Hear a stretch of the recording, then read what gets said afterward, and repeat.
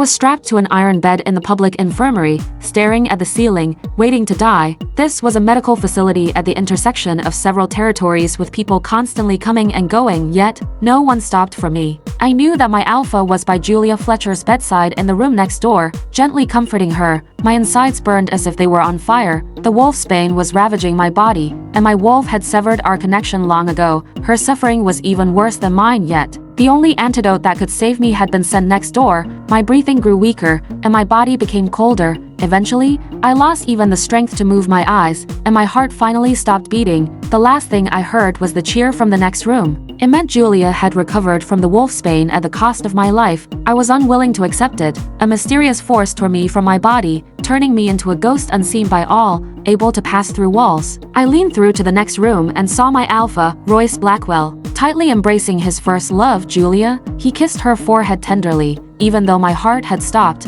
I still felt the crushing agony of betrayal. He was my mate, my alpha, and my fated soulmate. I wanted to ask him if he was ever worried about me even for just a second while I lay in the infirmary, teetering between life and death. The answer was obvious. Royce had mobilized nearly all our people to search for the antidote for Julia. In the end, I was the one who found it. To keep me from interfering with Julia's treatment, he had his men seize the herbs from me and lock me away, refusing to hear anything I said. He believed I had faked my poisoning just to withhold Julia's cure and watch her die. I kept pleading, trying to get the healers to vouch for me, but Royce stripped them of their right to practice medicine. He said, "I don't want a liar sitting in a healer's position." An alpha had absolute authority. I was powerless against his will. When the wolfsbane took hold, I writhed in pain while my wolf trembled in my chest. I had failed her. All I could do was beg through our mind link, "Royce, I won't oppose you anymore. Whatever you say is right. Please just give me a little of the antidote. I can find more. If you don't, I'll die." As Luna,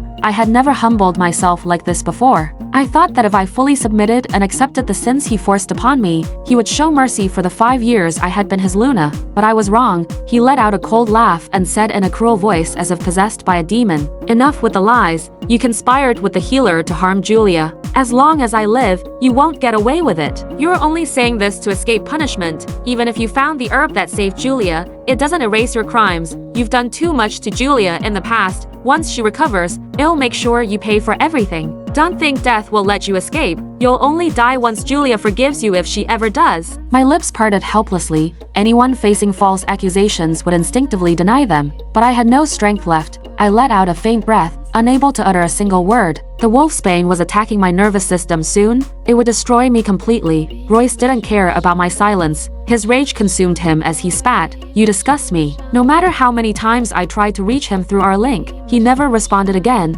The room was deathly silent. I heard my bones cracking as the wolfsbane took its toll, and just like that, my love for Royce shattered. He looked at me now with the same disdain one would give a stray dog. I still remembered how he had gently pulled me into his arms, kissed my ear, and nuzzled my neck when he first marked me. He had once told me I was the most beautiful she-wolf in the world and that he wanted me to be his Luna forever. He had also mentioned that I was a gift from the moon goddess, the most important person in his life, and his only unconditional love. But in front of Julia, those vows crumbled like dust.